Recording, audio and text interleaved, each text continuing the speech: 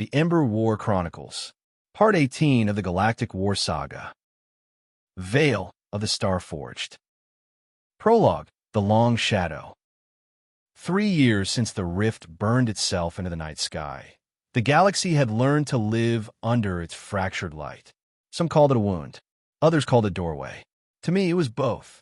The war had not ended in those years. It had shifted, thinned in places, thickened in others, like a tide that never truly receded. Factions that had once rallied together in the chaos now fought over the scraps of victory they thought they'd earned. And somewhere, far beyond the reach of their charts, the Starforged stirred. Their name was a whisper at first, passed along in hushed tones by scavengers who swore they'd seen metal worlds drifting on their own gravity. Now it was a warning etched into command briefings. Entire fleets had vanished chasing shadows at the edge of mapped space, only for their distress calls to flicker back months later, warped and unreadable, carrying voices that no longer sounded human. I had not been idle in those years. The rift had taken much from me, too much to measure in any currency I could name, but it had left me one thing: purpose. It was sharper now, honed by the losses, hardened by every world I'd seen stripped to bone. The galaxy didn't need soldiers anymore. It needed someone willing to step where no one else dared. The station where I waited now was far from the core lanes, a skeletal ring orbiting a frozen moon that never saw its sun. Here, the comms carried static like a heartbeat, and the silence between transmissions stretched long enough to wonder if you'd been forgotten. I had been summoned by someone I hadn't heard from since the rift tore open, someone who should have been dead. Outside the viewport, the moon's surface was silvered ice and black chasms, but it was the void beyond that held my attention. There, in the far distance, a thin filament of light hung in space, barely visible to the naked eye, like a thread tugging reality apart. The rift. It was smaller now, or maybe it only seemed that way because I had grown accustomed to its impossible size. But I could feel it still, the way one might feel a storm building on the horizon, pressing against the skin. The galaxy's wound had not healed. It had only learned to hide the blood. The message I was about to receive would be the first move in something larger. I didn't know it yet, but this meeting would set me on the path toward the Starforged, toward the veil they hid behind, and toward an ending I might not live to see. Chapter 1. The Frozen Moon. The docking clamps released with a shudder that rippled through the deck plates beneath my boots. I stepped forward, letting the artificial gravity reassert itself as the airlock hissed open. Cold bled into the corridor in a slow, deliberate breath, the kind of cold that bit through armor seals and made the joints in your hands ache. I moved anyway. The station was half dead, its walls sweating frost where the heat regulators had given up years ago. Emergency strips along the ceiling pulsed in uneven rhythm, casting the shadows in long, stuttering arcs that made everything feel alive. My boots crunched over a thin layer of ice. No sound but my breathing and the occasional metallic groan of the structure adjusting to the moon's pull. The comm in my ear crackled once, then died. I didn't bother trying again. Whoever had summoned me here wanted the meeting to be clean, quiet, untraceable. That meant no signals leaving this station. I passed through a corridor where frost had grown thick enough to blur the outlines of abandoned crates. Something had been stacked deliberately against the wall. Cargo containers, jury-rigged into a barrier. No footprints in the frost. Whoever lived here didn't need to use this path. The map in my visor painted a faint arrow in my periphery, guiding me deeper into the core of the ring. My contact had sent exact coordinates, but nothing else. No name, no face, no assurances. I had come anyway. Curiosity was a dangerous habit, but it had kept me alive longer than most. The next chamber opened into what had once been a cargo hub. Its ceiling arched high overhead, latticed with steel beams and old chain lifts, now frozen in place. Containers sat in neat rows like tombstones, their surfaces glazed white. One of them was lit from within, a warm orange glow spilling out through a half-open hatch. Movement. A figure stepped out of the light and into the gloom, the silhouette familiar in a way that clawed at my memory. Broad shoulders, a slight limp in the left leg, head cocked at the same wary angle I remembered from years ago. My breath hitched before I could stop it. I knew that walk. The last time I'd seen Captain Lyra Voss, she'd been standing on the hull of a burning carrier, shoving me toward the last evac shuttle as the rift devoured the horizon. We had both known she wasn't coming with me. I had watched the carrier vanish into the light, its hull folding and splintering into nothing. And yet, she was here. Her voice was lower than I remembered, rougher, as if scraped by years of breathing cold air. "You're late." I stepped closer, the frost crunching underfoot. "You're supposed to be dead." She didn't smile, didn't even flinch. Dead is relative out here. What matters is the rift didn't take me.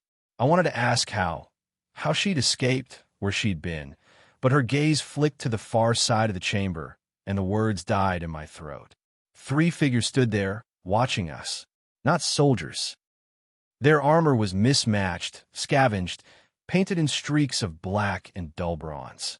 The weapons in their hands hummed faintly, their power cells tuned too high. I didn't need to see their insignia to know what they were. Starforged scouts. The room felt smaller suddenly, the air sharper. I shifted my weight, hand brushing the grip of my sidearm. Lyra didn't move.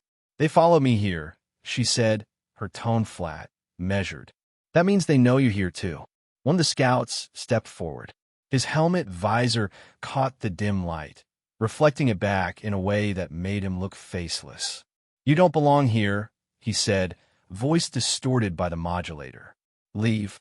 Lyra's lips twitched into the barest shadow of a smirk. "You had 3 years to find me. You finally show up, and this is your opening line?" The scout didn't answer. He raised his weapon. I moved before he could fire.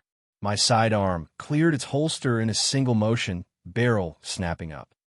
The shot cracked like thunder in the cold, its recoil punching through my gloves.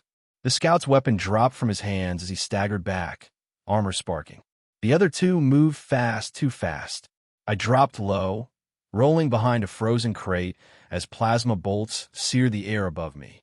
The heat from each shot left ghostly trails of steam in the frost. Lyra dove into cover opposite me, her rifle barking in sharp, controlled bursts. One of the scouts went down with a hollow clang, his body sliding across the icy floor. The last one pressed forward, firing in quick bursts to keep us pinned. I glanced across at Lyra. She gave a small nod.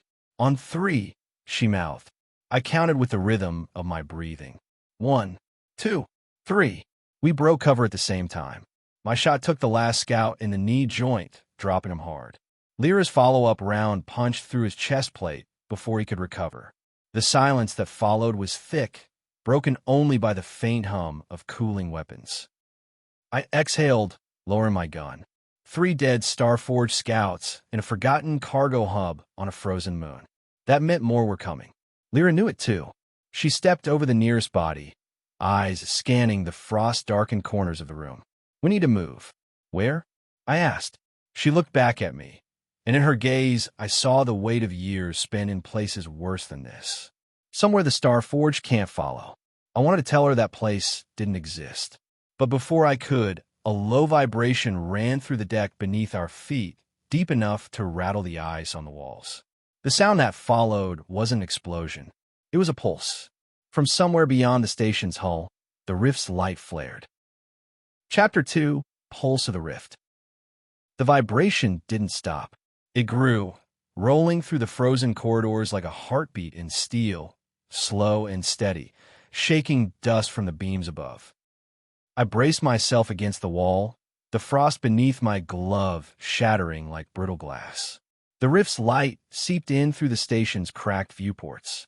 At first it was faint, a glow like twilight smeared across the void, but with each pulse it brightened, spreading veins of color that writhed like molten rivers across the darkness. I had seen the rift from afar before, seen it burn worlds and devour fleets, but never had I felt it reach into a place like this. Never had I felt the pulse sync with my own heartbeat. Lyra didn't flinch.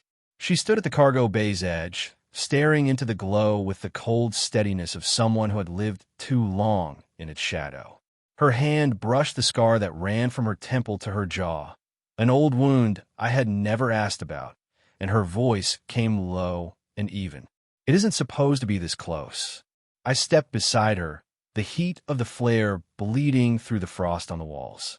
Supposed to? You're saying you've been watching it? Her eyes flicked toward me, sharp but not unkind. I've been hiding from it. That's different.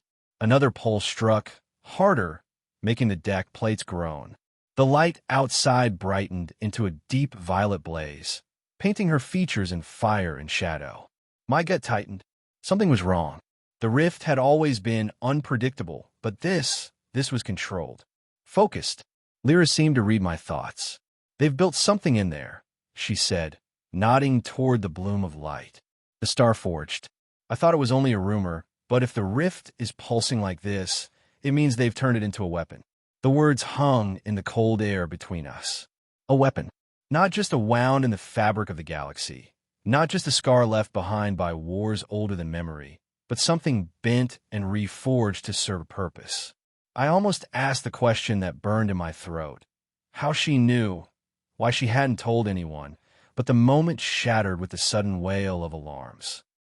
The station's old sirens came alive, a low, mournful howl echoing through the empty halls. Red warning lights sputtered on, flickering against the frost. My visor map updated with a new blip. Incoming. Not ships. Not yet. But boarding signatures cutting through the outer hull. Starforged reinforcements. Lyra spun, rifle up. We move. Now. We ran, boots hammering against the frost-slick deck. The corridors were narrower here, their ceilings low enough that exposed pipes scraped against my armor as we passed.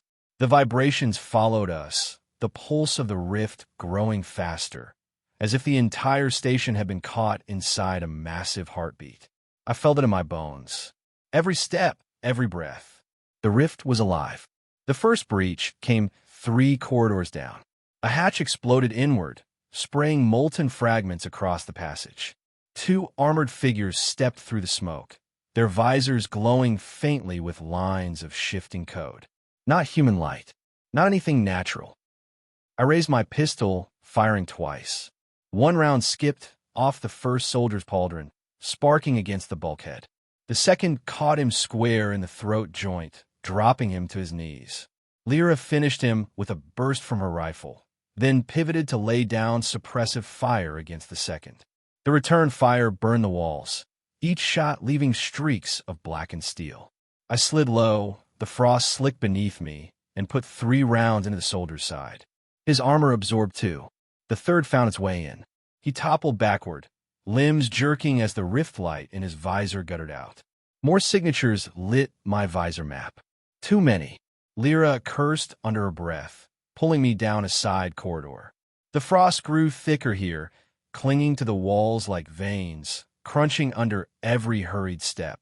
They'll swarm us, I said, breath fogging inside my helmet. We can't hold this station. We're not holding it. She glanced at me, eyes hard. We're escaping it. We burst into a wider chamber. An old hangar, empty except for 1 ship buried in the corner. Its hull was patched with mismatched plating, its starboard wing half detached, the paint on its nose scoured away until nothing remained but bare steel. A wreck, but a wreck with engines. Lyra vaulted the access ramp, slamming a fist against the hatch controls. Sparks jumped, but the old hydraulics groaned and opened. She threw me a look over her shoulder. Move. I followed, boots clanging against the deck as the hatch sealed behind us. The interior smelled of stale air and old smoke. Exposed wiring dangled from the ceiling, wrapped in frost-crusted tape. Panels flickered uncertainly as power rerouted. Lyra slid into the pilot's chair, fingers flying across the console. The ship coughed, shuddered, then began to hum. The hull shook as another pulse from the rift hit. This one stronger, enough to send tools rattling off the walls. The rift wants us gone, Lyra muttered. Or it wants us closer. The engines roared to life. I strapped in as the ship rose off the hangar floor, the deck trembling beneath us. Then came the sound I dreaded most. A deep, grinding thud as magnetic clamps locked onto the hull. Boarding hooks. They were on us before we left the station. Lyra slammed the throttle forward. The ship lurched, dragging the clamps until something snapped with a screech of torn metal. We burst free of the hangar into the frozen void. And there it was, the rift. It filled the viewport like an ocean of fire, its light writhing in impossible patterns, pulsing with that same heartbeat rhythm. But in its center, something new. A structure half-formed, a fortress of dark alloy and living energy, twisting into being as if the rift itself was building it piece by piece. My breath caught. The Starforged weren't just experimenting. They were constructing. Lyra's knuckles whitened against the controls. That's what they've been hiding. That's what they're willing to burn entire systems to protect. The fortress turned slowly, impossibly massive, its silhouette bristling with spires that radiated power. At its heart burned a sphere of light, white, blinding, alive. And then it looked at us. Not with eyes, not with anything I could describe, but I felt it. A pressure against my skull, a weight pressing into the marrow of my bones. My vision blurred, my pulse stuttered to match the rift's rhythm. Lyra hissed, clutching her head. You feel it too. I nodded, barely able to breathe. The rift was speaking, not in words, not in thought, but in intent. It wanted us to see. It wanted us to understand. And then the fortress fired. Chapter 3. Through the Maw. The blast reached us before the sound, before thought, before fear. A line of white fire carved across the void, stretching from the heart of the rift fortress to the edge of everything I could see. It didn't look like energy. It didn't look like any weapon ever forged. It looked like reality itself had been pierced, ripped open in a straight, merciless stroke. The ship screamed as the beam grazed its hull. Warning sirens wailed, panels went black and flared to life again. I was thrown against my harness, so hard the straps dug deep into bone. The viewport flooded with white, then violet, then nothing but darkness like we'd been swallowed whole. For a breathless second, I thought we were dead. Then the ship spun, tumbling end over end, caught in the current of the beams passing. Lyra fought the controls, her jaw locked, eyes wide with fury rather than fear. Sparks cascaded from the overhead panel, burning trails in the frost that clung to the ceiling. She dragged the ship out of the spin, engines howling, and I realized we weren't vaporized. Not yet. The fortress had missed. Or no, Lyra had made it miss. Another pulse shook the rift, harder than before, rattling the bones of the galaxy. The fortress seemed to grow with it, spires extending, tendrils of dark alloy unfolding like claws. The sphere at its center burned brighter, pulsing in sync with the rift's impossible heartbeat. Lyra's voice was raw as she slammed thrusters wide open. We can't outfly it. Not in this. The controls shuddered under her hands. The old freighter wasn't built for speed. It groaned, plates rattling loose, every engine cycle sounding like the last it could muster. The ship was a dying beast forced into one last run, and all around us the void rippled with the fortress's reach. A fleet broke from its shadow. At first I thought they were debris, shards torn loose by the rift, but no. They moved with precision, formation tight, hulls gleaming with the same alloy as the fortress itself. They weren't ships in the way I understood them. They were extensions of the fortress, fragments of its will, pulled free and given purpose. Their engines flared, and they turned toward us. The first salvo came without warning. Lances of violet energy streaked past, each one bending at impossible angles, moving not through space, but through something deeper, shortcuts carved in the skin of reality. Shots that couldn't be dodged, only endured. The ship shuddered as one tore through the port side hull. Atmosphere screamed into the void. Frost and shards of steel ripped from the walls. Emergency bulkheads slammed shut, sealing the breach, but the alarms howled louder. Lyra's hands never left the controls. Her eyes flicked to me just once. Find us a way. I pulled the visor map open, searching. Options bled red across the display. No safe routes, no exits, just a rift, burning and endless, and the fortress at its heart. And then I saw it. A tear, not like the fortress's beam, not controlled or precise. A raw wound, a jagged fracture in the void, pulsing faint blue where all else was violet. It was unstable, dangerous. It could tear the ship apart before we reached the other side. But it was the only gap. There, I said, pointing. Through that fracture. Lyra didn't hesitate. She wrenched the controls, the ship banking hard, throwing me against the side of my seat. The fleet of living ships adjusted instantly, their course bending to intercept. The freighter roared, every plate rattling, every light flickering.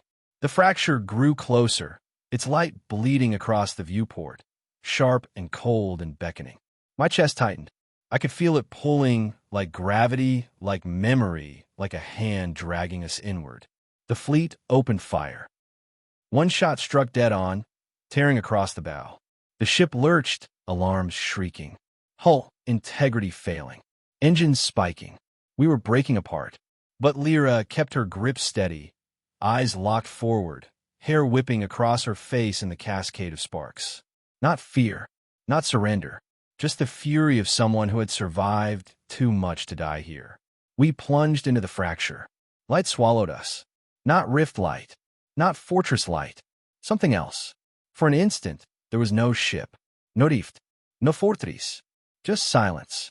A silence so deep it filled every thought, every breath, every fragment of self. And in that silence, I saw a vision burn behind my eyes. Not my own, not Lyra's, something older. A battlefield, stars shattered into dust. Armies not of flesh, but of light and shadow, clashing in endless tide. Voices thundered, not in words but in truths. Création, destruction, binding, unbinding. The rift was not born, it was forged. Shaped in war, broken, then sealed. Sealed until now. The vision tore away. I gasped, lungs seizing, as the ship slammed back into reality. We burst out of the fracture, stars exploding back into view. Not the rift stars, not the fortress, somewhere else. Silence gave way to alarms. The freighter spun, trailing debris, hull scorched and bleeding air. But we were alive. Barely. Lyra dragged us into stability, her chest heaving, sweat running down her face. For the first time since the station, her eyes flicked to me with something unguarded. Not command, not calculation, just raw, breathless survival. We made it, I managed, though the words felt hollow. Her gaze drifted past me, out the viewport. Not relief, not victory, something darker. I turned. The stars were wrong.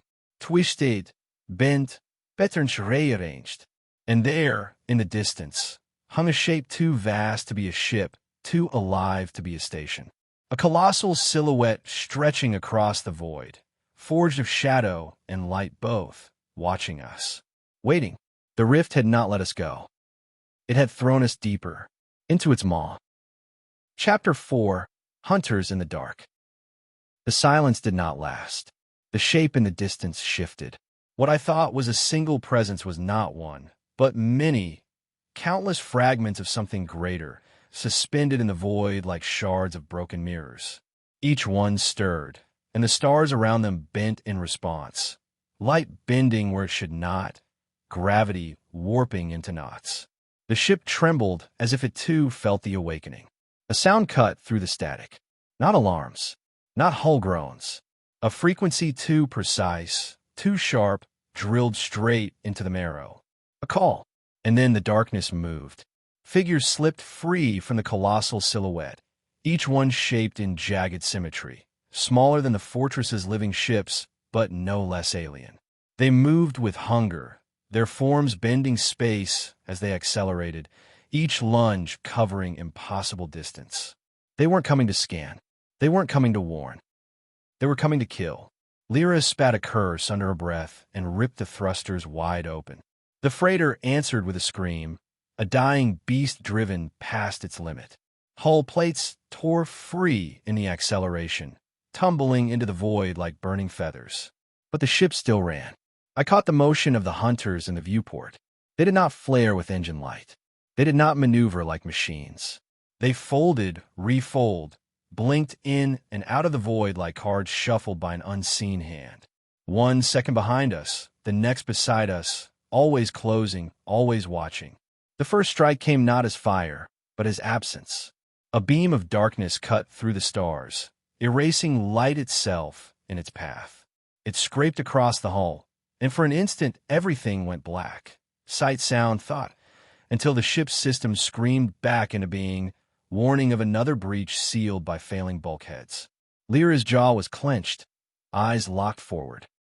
She flew not to evade, but to endure, her movements sharp and precise, every adjustment ringing another moment of survival out of a ship that should already have been dead. I forced the visor map to recalibrate, searching for any route, any path, any chance. The rift fracture had flung us into this warp pocket, but there had to be another way out. Somewhere. Then I saw it. A distortion ahead, faint, flickering. Not a star, not a planet. A wound in space, smaller than the last, but open. There, I said, and Lyra needed no more.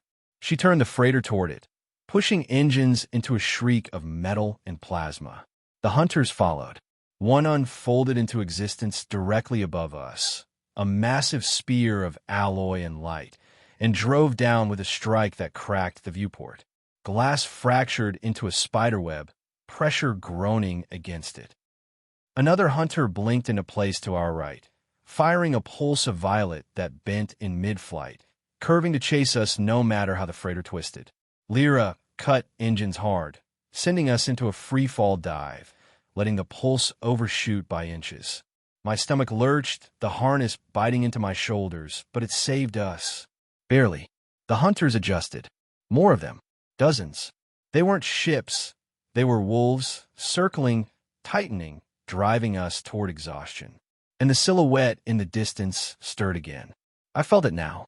Not just its size, not just its shape. Its awareness. Watching. Waiting. Letting its children hunt for the sport of it. The distortion grew closer. I could feel its pull, raw and unstable, a tear barely holding together. If the ship entered wrong, it would shear apart like paper. But it was our only chance. Lyra lined the freighter up, fingers white on the controls, breath ragged. The viewport cracked further, thin trails of frost bleeding in as pressure leaked through. The ship was breaking. We had seconds, maybe less. The hunters closed in, beams lashing across the void, each one bending, folding, hunting. Lyra's eyes flicked to me once, and in them I saw the truth. No speech, no plan, just survival. She threw the ship forward, engines burning themselves hollow. The distortion swallowed the viewport, light and shadow twisting together. The hunters lunged, and the freighter dove into the wound. Light shattered. The ship buckled. Panels exploded. My vision fractured into shards of memory and fear. The hunters screamed into the breach behind us, their voices not sound but thought, tearing across the edges of my mind. And then silence again. But not freedom, not escape. The freighter spun into another void, one darker, denser, wrapped in shadows that moved like smoke alive. The hunters were gone, but the presence was not.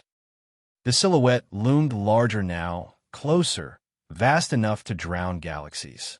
And in the heart of its shadow, something opened its eyes. Chapter 5. Through the Maw of Shadows. The wound sealed behind us, leaving nothing but shadow. For a moment, I thought we had escaped. No beams, no hunters, no alarms screaming into my skull. Only silence, heavy and suffocating, broken by the strained hiss of the air recyclers struggling against the damage. The cracked viewport bled frost in faint trails, and my breath fogged in front of me, already too cold. Then the silence moved. Shadows bent, folding around the freighter like jaws. At first they looked like gas clouds, nothing more than drifting veils. But the longer I stared, the more I realized the truth. Each one was shaped, sculpted, intentional. Faces that weren't faces, hands that weren't hands, fragments of form woven from emptiness. They hovered in the void just beyond the glass, shifting with predatory patience. And behind them, the silhouette still watched. Lyra pushed the freighter forward, engines coughing sparks, the reactor bleeding heat warnings that climbed past the red. The ship groaned under her command, but it moved, carving through the dark. The shadows followed, not as ships this time, but as hunger.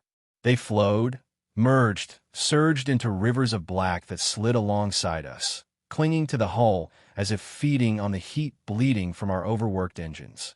Every flicker of light we left in our wake was swallowed, consumed. I scanned, searching desperately for another exit, another fracture, another impossible tear. Nothing. The rift around us was closed, sealed, forcing us deeper, dragging us closer to the presence. The first strike came from within. Alarms flared red as one of the aft engines dropped offline. Diagnostics blurred into nonsense, sensors feeding back empty data, as though the system itself no longer believed in reality. Then the hull screamed, a tearing metal shriek from somewhere near the cargo bay. Lyra cursed and wrestled with the controls. The ship lurched, spiraling, but she forced it steady again. Her hands bled on the throttle from where shards of glass had cut her earlier. She didn't notice, didn't care. Survival was the only thing left in her world. Something hit us again. Not a beam, not a weapon, impact. Hard, like a fist slamming against the hull, punching us sideways into the void. The ship rattled like a child's toy thrown across a room, alarms cascading one after another, hull integrity plummeting. Through the viewport, I saw it. One of the shadows had taken shape. Its body was neither ship nor creature, but a fusion of both. Limbs made of obsidian light, a torso that bent inward like an inverted star, eyes burning without flame. It clung to the hull with claws that dug into the metal like talons. Lyra rolled the ship hard, scraping it against the void itself. The creature ripped free, spiraling backward into the dark, but for every one shaken loose, 3 more came. We were no longer hunted. We were boarded. Bulkheads groaned. Screams of metal carried down the length of the ship as claws tore deeper, searching for entry. The sound of it drilled into me, worse than the rift's whispers, worse than the hunter's beams. It was intimate. It was violation. I grabbed for the console, desperate for anything left in the freighter's arsenal. Emergency flares, mining charges, static decoys. Nothing meant for war, nothing meant to fight this. But survival wasn't about weaponry. It was about desperation. I armed the charges, locked them to manual detonation, and vented the cargo bay. The void ripped the doors open. Shadow things poured in, only to be torn away, sucked into the infinite dark. They twisted and writhed, their forms unraveling into smoke as the vacuum tore them apart. Some dissolved entirely. Others clung, folding in on themselves until the freighter's thrusters flared and scattered them like dust. It worked, for a breath. Then the presence moved. Not the hunters, not the shadows. The presence itself. The rift trembled, bending inward as though the entire pocket of reality were being inhaled. Stars vanished. Space folded, and the silhouette leaned closer, its immensity blotting out everything else, an ocean swallowing a spark. The freighter bucked. Gravity twisted, artificial systems fighting to stabilize as the laws of physics warped around us. One moment I weighed nothing. The next I was crushed into my seat, chest caving under the invisible force. Lyra fought harder, her hands white, her jaw locked. Her eyes stayed fixed forward, refusing to look at what followed us. I envied her. I couldn't tear mine away. The silhouette opened. At first I thought it was a mouth, then a gate, then something older than either. A wound the size of a world, glowing with violet fire, deep enough to drown galaxies. Inside it, something stirred, a movement that was too large to comprehend, too vast to belong in this reality.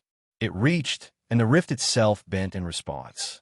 The hunters came again, but different now. Faster, sharper, no longer testing, no longer circling. They drove at us in coordinated strikes, cutting across the void with precision, beams folding around every desperate turn Lyra made. The ship was failing. Systems cut out one by one. the interior darkening until only the emergency lights painted us in blood-red shadows. Frost spread across the viewport crack, splintering further with every vibration. Then I saw it, a distortion, not like the fractures, not like the wounds. Smaller, sharper, a seam, a slit. There. I forced my voice to cut through the alarms. Left, bearing 2-6. Lyra didn't question. She didn't glance. She pulled. The freighter twisted, dove, engines coughing smoke as they strained for one final burst. The hunters closed. Beams lanced. Shadows swarmed. The silhouette's gate widened, pulling everything inward, swallowing the rift itself. The seam grew closer, closer, closer, and then we tore through. Light shredded everything. Hunters dissolved. Shadows screamed and unraveled. The presence roared, not sound, not thought, but a vibration that rattled every atom of my body. It echoed through marrow and memory, a promise, a curse. We weren't free. We were marked. The seam closed behind us. The rift fractured again, and we fell. The ship tumbled end over end through void fire, systems screaming, hull splitting, gravity flipping with every rotation. I slammed against the harness, blood filling my mouth. Lyra held the controls, knuckles broken, breath ragged, dragging the dying freighter forward. The rift spat us out. Stars returned. Real stars. Cold, clean, unbent. But the presence lingered. Not in sight, not in form, but in me. Inside my skull, inside my veins, inside my breath. A mark carved by something that was not done hunting us. Lyra's eyes met mine, red in the glow of failing lights. She knew. This wasn't over. It had only begun. Chapter 6. The Rift Corridor. The Leviathan cut through the dark like a hunted beast, its engines screaming against the void, its hull scarred and trembling beneath the weight of battle. Every thruster burned beyond regulation, white plasma trails searing across the stars, but still the predators came. They darted in coordinated packs, sleek frigates and interceptors that seemed to dance with one another in perfect rhythm, weaving a noose tighter and tighter around their prey. It was not chaos that followed them, but order, sharp and cold, a predator's patience cloaked in the fire of pursuit. The bridge thrummed with every impact. Rail slugs hammered into shields already weakened by the first ambush, and each strike sent a judder through the decks that rattled teeth and bones alike. Energy barriers flared into blinding walls of light, then guttered down again, thinner and thinner, as if even the ship's defenses knew how close the end was.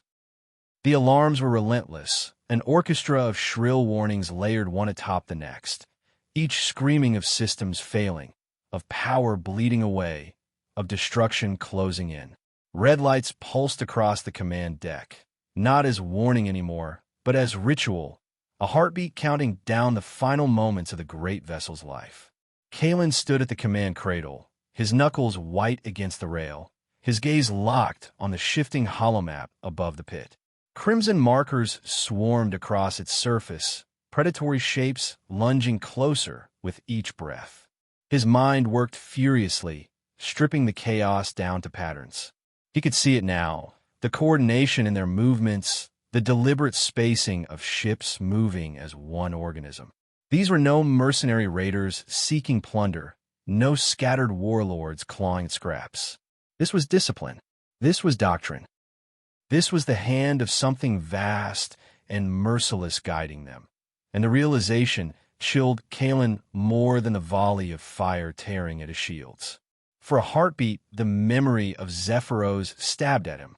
He saw it again, saw the void ignite with ambush, saw half a fleet swallowed in minutes, because he had misjudged, because he had underestimated. He remembered the screaming voices across comms, begging for orders, for salvation, for something that never came. He remembered the silence after, heavy and final. A silence more terrible than cannon fire, more suffocating than defeat. Not again. He would not allow it again. The ship lurched under another barrage. Sparks burst from conduits above as cables tore loose. Jalen's voice cut through the storm, ragged with strain. 4 batteries are gone. Shields below 30%. If they break through again, we lose hull integrity.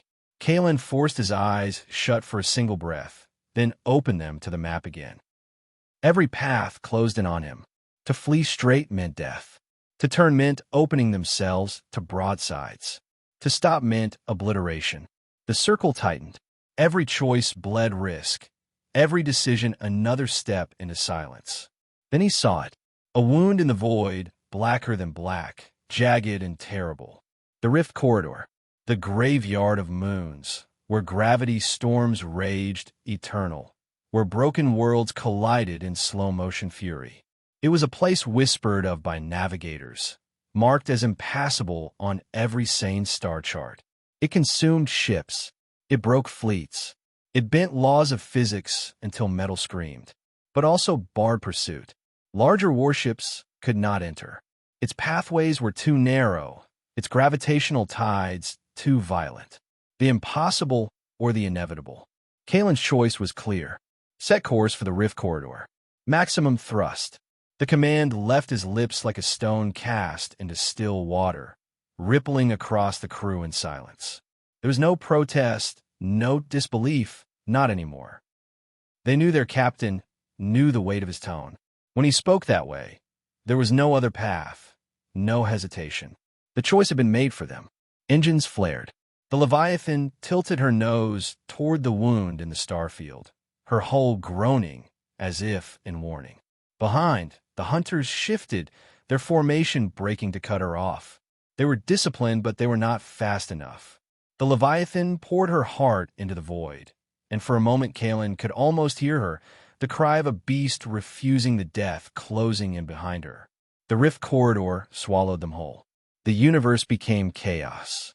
Gravity surged in violent spasms, pulling one way then the next with tidal force. Inertial dampeners groaned, their fields buckling against the storm. The ship tilted hard to port, then snapped back, bulkheads screaming in protest. Shards of ancient worlds spun like blades across their path, colliding in bursts of fire and stone. Debris fields shifted without warning, slammed together by unseen tides, crushed into dust in the blink of an eye. Lightning arced between fragments, raw energy leaping like rivers of white fire. The Leviathan danced through the storm. Her frame rattled, her engine strained, but she held. Kaelin's eyes burned across the holomap, his body moving with the ship as though tethered by invisible threads. His heartbeat and hers were one, each tilt of her hull mirrored in his chest. They had both been broken, scarred, reforged, and now both endured. Crew clung to their stations, jaws clenched, eyes wide against the storm. Some prayed beneath their breath. Others muttered curses against fate. But none abandoned their post. Behind them, pursuit followed. The first enemy frigate dove in, reckless in its hunger. It lasted seconds. A drifting fragment the size of a mountain slammed into its flank, splitting its hull in two. Fire blossomed, then vanished into the void. Another pursued tighter, weaving through collapsing debris, but gravity caught it, dragged it sideways, and folded it into a vortex of nothingness. Still they came. Kaelin's eyes narrowed as he watched the red markers dwindle but not vanish. The corridor was consuming them, but the most fanatical pressed forward, willing to chase prey into hell itself. Hold together, he whispered silently, unsure if he spoke to his ship, his crew, or his own fractured resolve. Another jolt rattled the deck. Power conduits screamed as lightning leapt across the hull. Systems flickered. Soraya's voice rose from tactical, sharp even through the chaos. Multiple contacts still pursuing. And she hesitated, her tone shifting to disbelief. Something else. Kael turned. His gaze fell to the sensor array. At first he thought it error, distortion from the corridor's interference. But then the shape clarified, massive, radiant, shimmering with an energy unlike anything mechanical. It was not a ship. It was not stone. It was alive. From the graveyard of broken moons, a form unfurled. Vast wings of starlight stretched outward, spanning across the void like curtains of aurora. Its body was not matter as they understood it, but flowing energy, crystallized memory, the shape of something born from the marrow of creation itself. Where it moved, gravity bent. Where it gazed, reality trembled. The Leviathan shuddered not from turbulence, but from the weight of its presence. The entity stirred, and every soul aboard the Leviathan felt it. It pressed into their minds like the weight of oceans, voices not from without, but from within. Ancient, layered, countless, like a chorus murmuring through bone. Promises of blood, oaths older than empires. Whispers of wars fought before stars were kindled. It clawed at thought, at memory, dredging nightmares and visions in equal measure. Some clutched their heads, groaning beneath the psychic weight.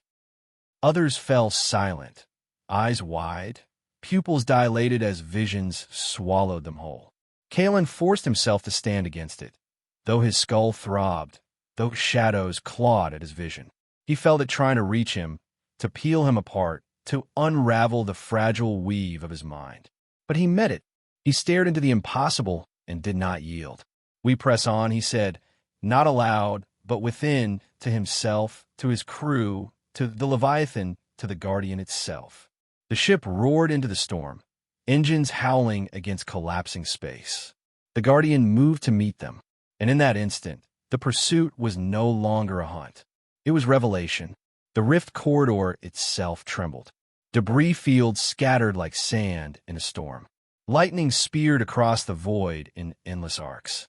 Behind them, enemy ships faltered, their discipline cracking beneath the weight of the Guardian's presence. Some turned aside. Some froze, caught like insects in amber. Yet not all. The most fanatical pressed still forward, blind to fear, hungry for blood. The chase had become something else now. Not predator and prey. Not fleet against fleet. This was sacrifice and awakening, survival bound to revelation. The Leviathan dove deeper, and the Guardian spread its wings wider. Between broken worlds, beneath the gaze of something older than time, Kael felt destiny sharpen its edge.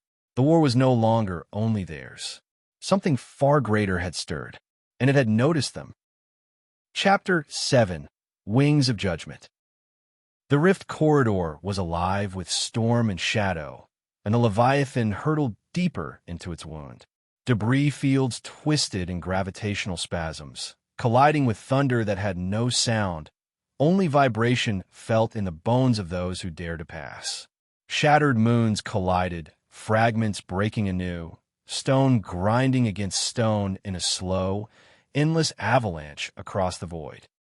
Lightning carved white veins between drifting husks, each arc shattering sensors and leaving the ship blind for seconds at a time. And then there was the Guardian. Its form dominated the storm, wings of starlight spreading wider than whole battle cruisers, its radiant body rippling with energy that bent the laws of matter itself. It was not stone nor ship nor beast, but something beyond the limits of definition. The void bent around it, the very fabric of reality trembling in its wake. Where it moved, currents shifted. Where it gazed, thought itself quaked. The crew of the Leviathan felt its presence as much as they saw it. It was inside them, pressing against minds and marrow, its voice not sound but resonance, an echo older than stars. A chorus of countless voices whispered within skulls, some cold as void, some warm as memory. Promises of blood, of chains, of freedom, of fire. It offered nothing whole. It revealed everything fractured. Soraya gripped the console, her face pale beneath the wash of red warning lights. Her hands trembled, but her eyes never left the Guardian's form, her lips moving in silent calculation. Her tactical readouts danced wildly, distorted by the entity's mere existence. Yet, even amidst the noise, she tried to find pattern, because that was what she had always done, found the pattern inside the chaos. Kaelin's hands wrapped tighter around the cradle rail. The Leviathan's engine strained, her hull shrieking against gravitational tides, but he did not look away from the Guardian. For an instant, it felt as though their gazes locked. Captain and entity, mortal and something eternal. The weight of that contact nearly broke him.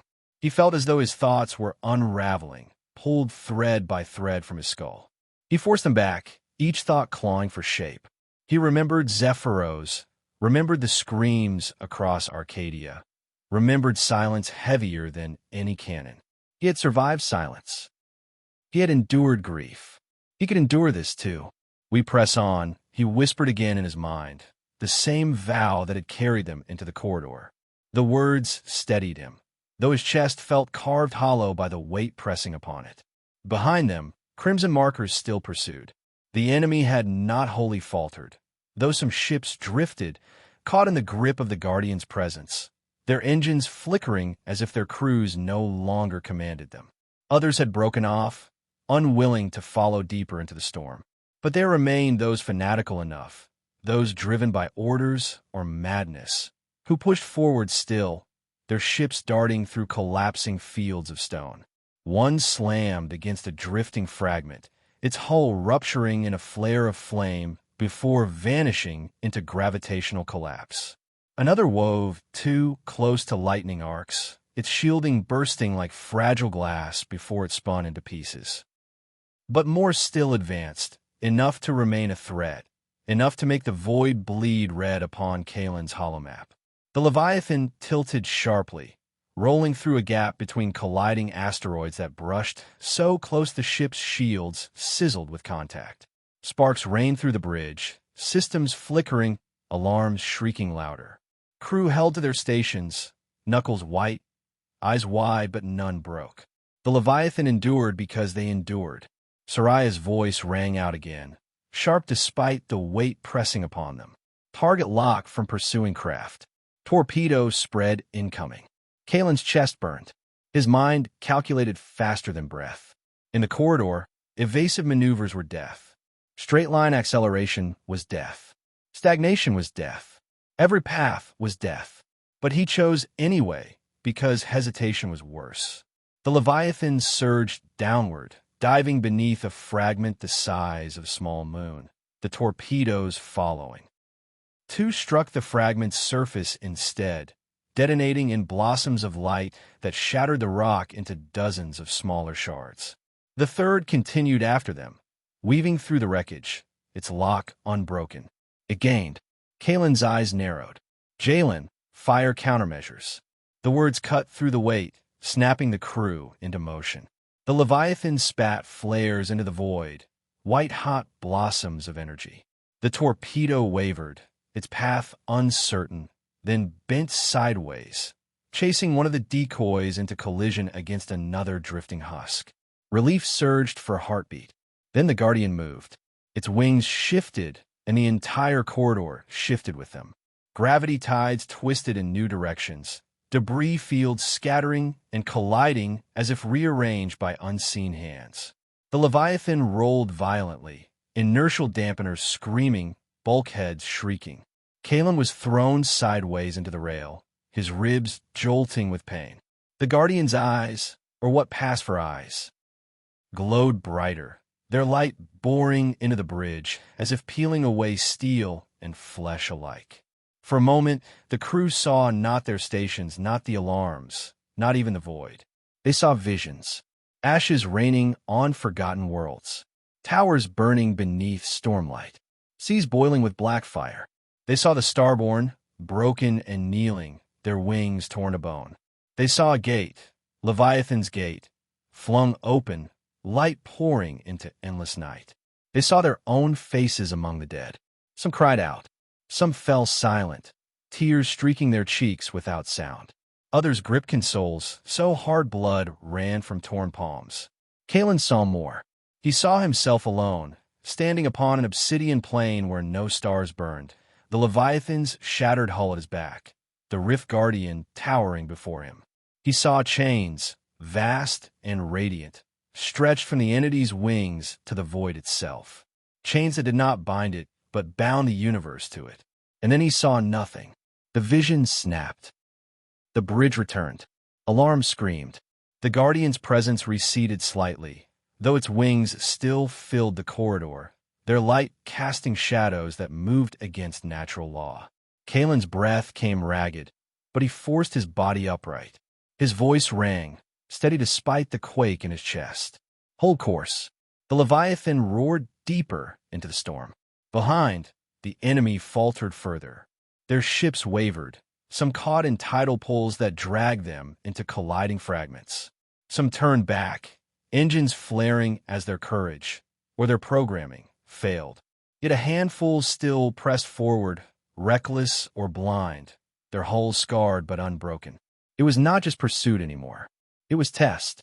The Guardian moved again, shifting its wings so the corridor bent to its will. Lightning cascaded like rivers, stone colliding in deliberate patterns as if rearranged for trial. The Leviathan was no longer fleeing only enemies. It was fleeing judgment. Kaelin felt it in his marrow. The Guardian was not merely watching. It was weighing. It was measuring. And they were found wanting. The ship lurched again, an asteroid clipping against shielding.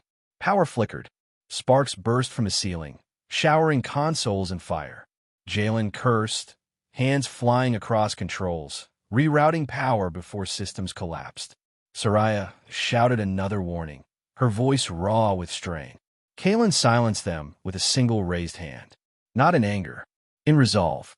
We press on, he whispered again, this time to the Guardian itself. The entity shifted, and though no word was spoken, though no sound crossed the void, Kaelin felt the reply in the marrow of his bones. Then prove it. The rift corridor convulsed. Debris fields closed around them like jaws, lightning striking in endless torrents, gravitational tides snapping so violently bulkheads tore. Enemy ships screamed as they were crushed into fragments, ripped apart by the storm. The Leviathan surged forward still, its hull splitting, its engines shrieking, its crew holding on with teeth and nails and blood. They pressed on, through fire, through storm, through judgment, and though Kaelin knew death clawed at their heels, though he felt the silence of Zephyros rising to claim him once more, he did not bow. He stared into the impossible. He defied the eternal. He pressed on. The Rift Guardian spread its wings wider still, and the corridor became a crucible. Chapter 8. The Crucible of Silence.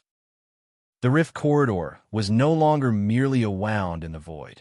It was alive, reshaped by the will of the Guardian, whose wings spanned eternity. Stone moved like water. Lightning curved like serpents.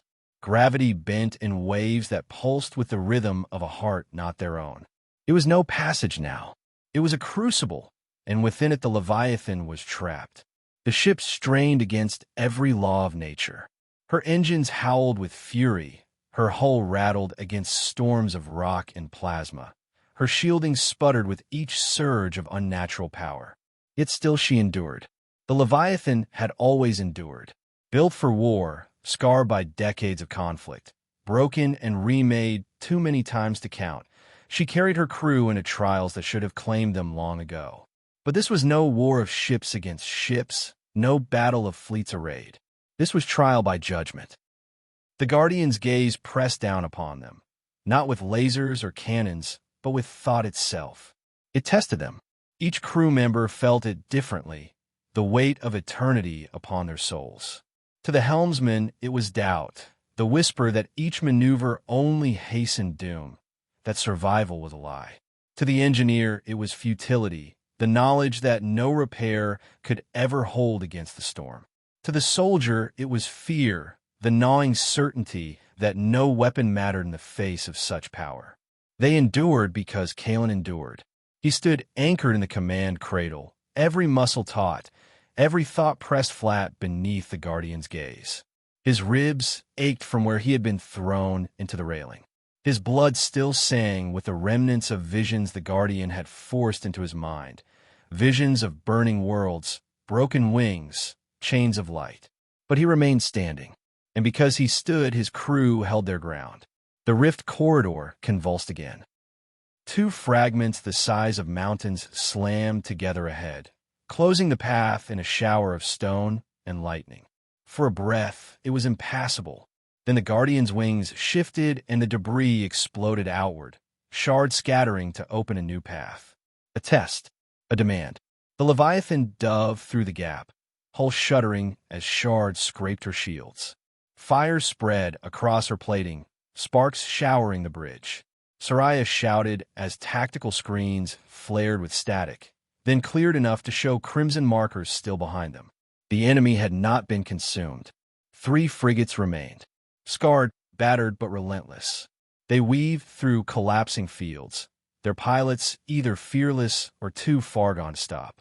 Their weapons flashed in arcs of plasma and rail fire, the shots erratic under the weight of the corridor's gravity storms, but still deadly. One shot struck home. The Leviathan's flank erupted in light as a rail slug tore through her outer armor.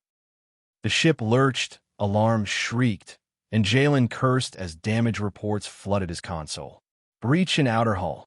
Secondary shielding offline. Integrity dropping fast. Kaelin's knuckles whitened around the rail. He looked not at the damage, but at the Guardian. He could feel its presence press harder, as though the wound were part of its trial. It demanded endurance. It demanded sacrifice. The crew gave both. Repair teams raced through trembling corridors, sealing ruptures with foam and plating, dragging wounded to med bays already overflowing. Fires burned in lower decks, suppression systems hissing steam through smoke. The Leviathan bled, but she did not break. The Guardian's light flared brighter, illuminating the corridor in radiant auroras. Its wings swept outward again, and with that sweep the very paths shifted. The 3 pursuing frigates were caught in the sudden storm. One collided with a fragment and detonated in flame. Another was swept into a gravity tide, torn apart as its hull screamed against forces it could not resist. The last pressed on. Kaelin's jaw tightened. The frigate was small, agile, weaving through storms with fanatical determination. It closed fast, weapons charging.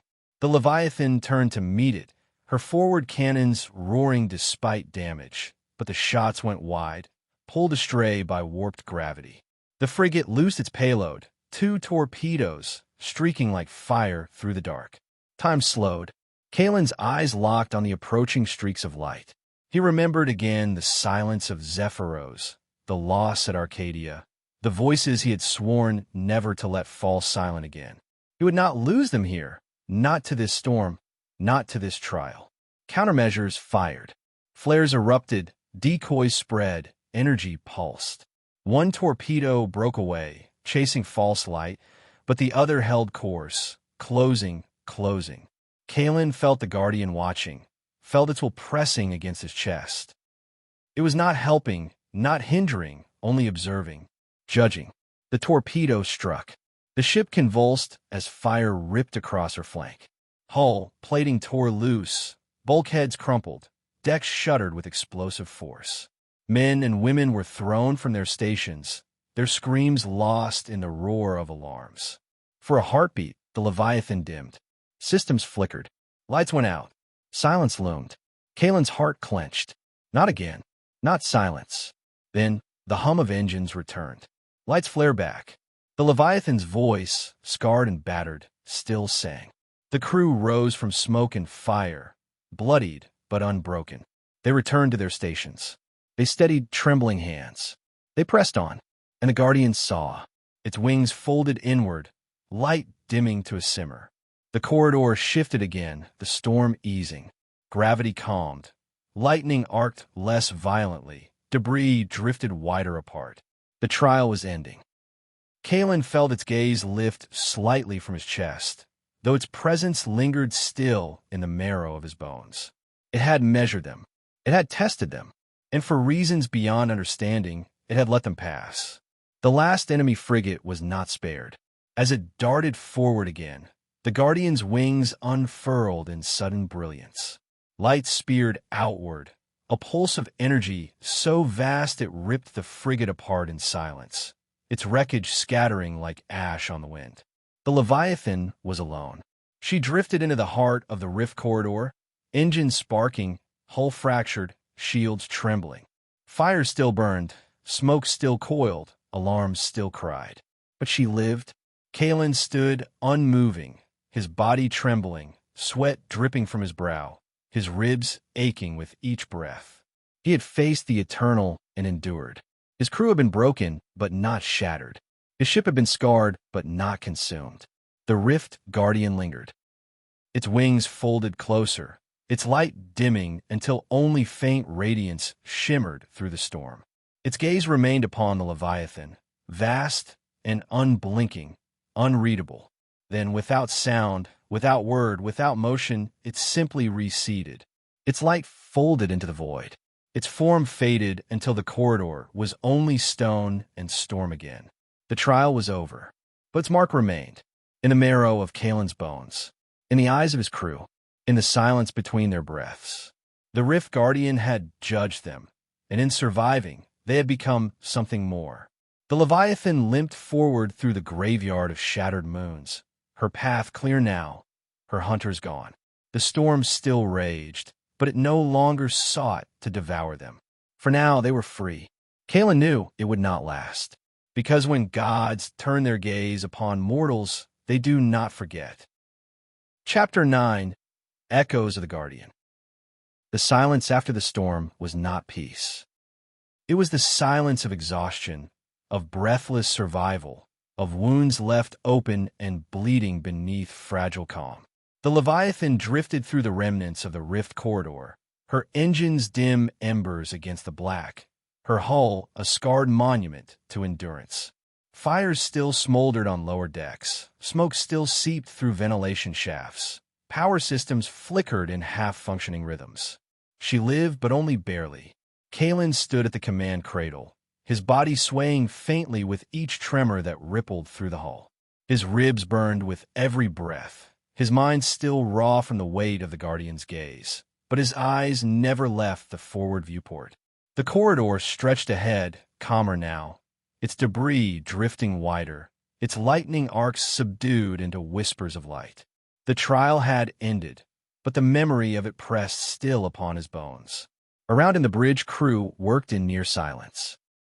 They moved with the weariness of survivors, hands steady despite bloodied knuckles and trembling muscles. Their voices came low, subdued, stripped of urgency now that the storm had passed. Damage reports filtered in, casualty lists compiled, systems rerouted. Every console flickered with scarlet indicators. Every display told the same truth. They were broken, but not finished. Soraya's eyes lingered on tactical readouts, though her gaze seemed far away, as if she still stared into the light of the Guardian. Jalen's hands flew across engineering controls, his jaw clenched, his uniform scorched by bursts of fire he had fought below before returning to his post. The helmsman's shoulders slumped forward, his breath shallow, yet his grip never loosened on the controls. They had all been touched by the presence, all marked in ways no report could measure. Kaelin let them work. He did not speak, not yet. His mind roamed through echoes of what he had seen. Ashes raining on forgotten worlds. Towers burning, seas boiling, chains of light binding not the Guardian, but existence itself. He had stood on the obsidian plain, the Leviathan shattered at his back, the entity towering above him. He had seen himself among the dead. Visions or warnings? He did not know. He had always believed war was fought with steel, with fire, with flesh. Now he knew war was larger, older, stranger. He had seen it in the Rift Guardian's eyes, in the trial it had laid before them. They were no longer fighting only the Ascendants' fleets, no longer running only from mercenary lords and shattered empires. They had stepped into something deeper, something that had watched before humanity was kindled and would still be watching long after they were gone. The Leviathan groaned, a reminder that his ship was not a vision, but flesh of metal and fire, still bleeding. Kaelin straightened, forcing pain down, forcing visions into silence. His voice carried steady, though each word scraped against ribs and lungs. Status. Reports came in fragments. Hull breaches sealed but fragile. Secondary shielding offline. Weapons reduced to a fraction. Engines functional but strained beyond safe tolerances. casualty lists lengthening with each breath as medbays filled. The Leviathan had survived the Guardian, but she could not endure another storm. Kaelin's gaze swept across his crew. They looked back at him, eyes hollow yet unbroken. They waited. They trusted. They always had. "We move forward," Kaelin said at last.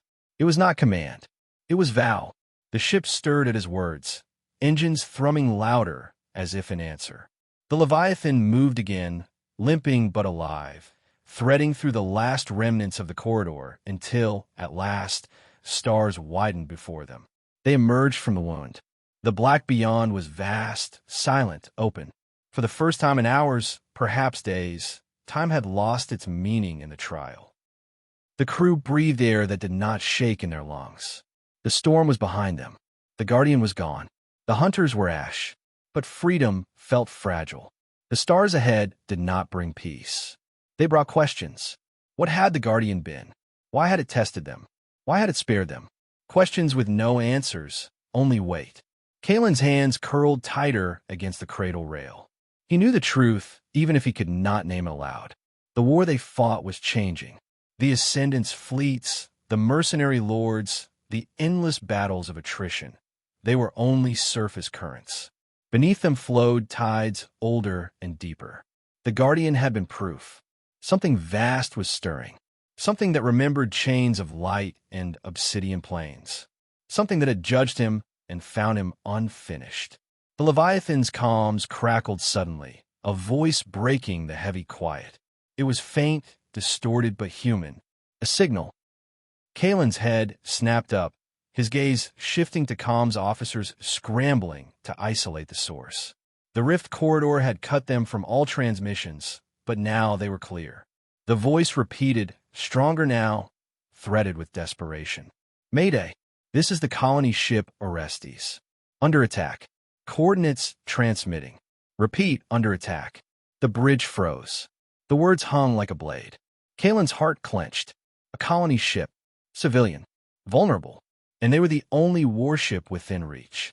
He looked to the coordinates. His breath stilled. The signal came from a system not far beyond the rift corridor, a barren cluster thought uninhabited until recent colonization attempts. He knew it by name. Meridian Reach. A place once abandoned after Ascendant incursions. A place now calling for help. The crew looked to him, their faces pale, their ship battered, their bodies broken. They could not fight another storm. They could barely stand. But Kaelin's choice was already made. The Rift Guardian had judged him, had demanded proof. This was it. "Prepare the ship," he said, his voice a whisper of steel. "Set course for Meridian Reach." The crew moved, no hesitation. Engines roared weakly back to life. Shields flickered, weapons charged as best they could.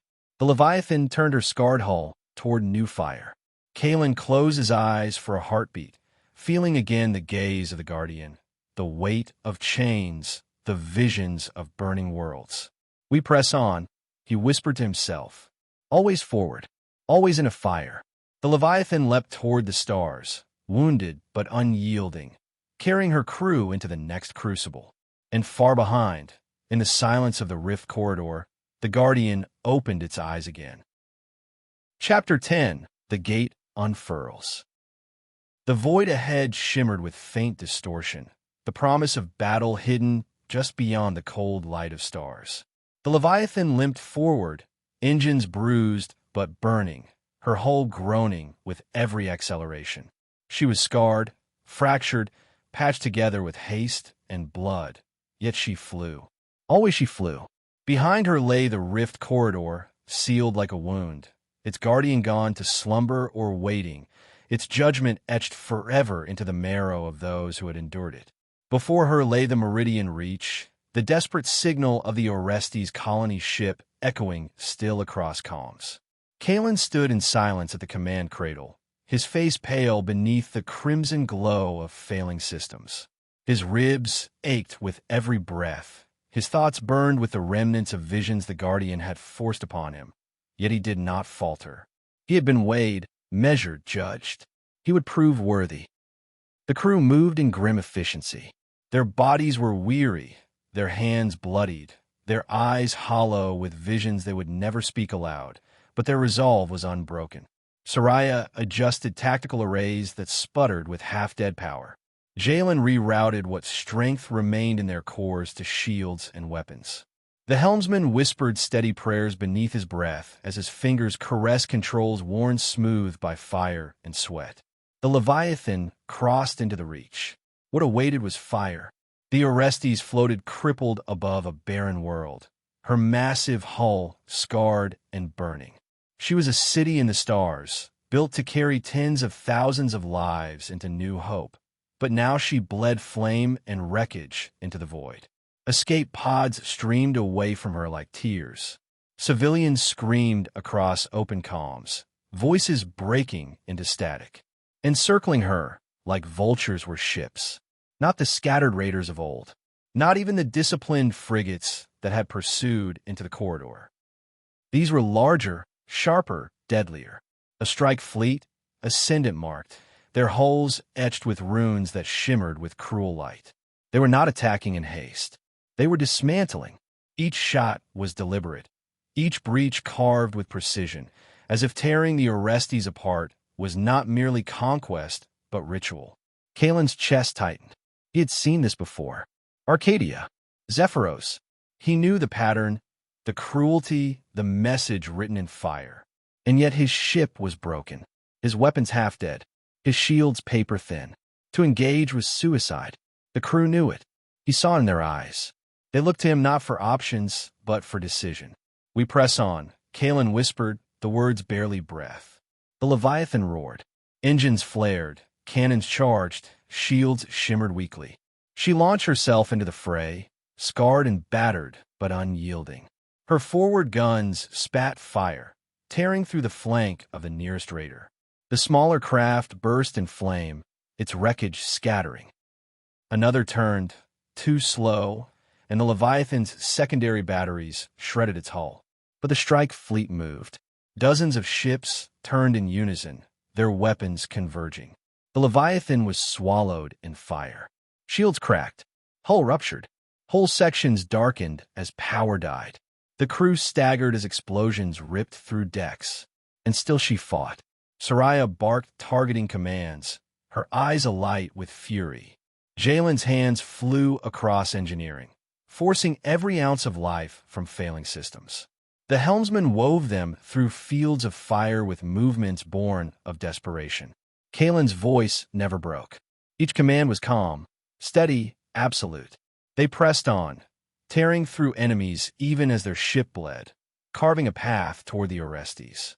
The colony ship loomed closer, its hull cracking, its screams louder across comms. Thousands still aboard. Thousands who would die if the Leviathan fell. The Ascendant fleet closed around them. Kaelin's vision blurred. For a moment, he felt the Rift Guardian again, its gaze pressing upon him, its wings unfolding across memory. He saw chains of light binding stars. He saw burning seas. He saw the Leviathan split in two. And then he saw something new. A gate. Not the one of memory, not Leviathan's gate torn open in prophecy, but one here now. A rift in the void itself, shimmering with light unnatural. It pulsed like a wound in reality, vast and terrible, and from it poured ships. Not Ascendant, not human, something else. They came in silence, their hulls jagged, their forms wrong, as if space itself warped around them. Their weapons burned with light no spectrum could name. And they struck. The Ascendant fleet reeled as fire unlike any Kaelin had ever seen carved through their ranks. Ships split apart in streams of white flame. Engines died in silence. Discipline fractured in seconds. The Leviathan drifted amidst the chaos, her crew staring in horror and awe. The newcomers moved with precision, not random, not wild. They did not strike the Orestes. They did not strike the Leviathan.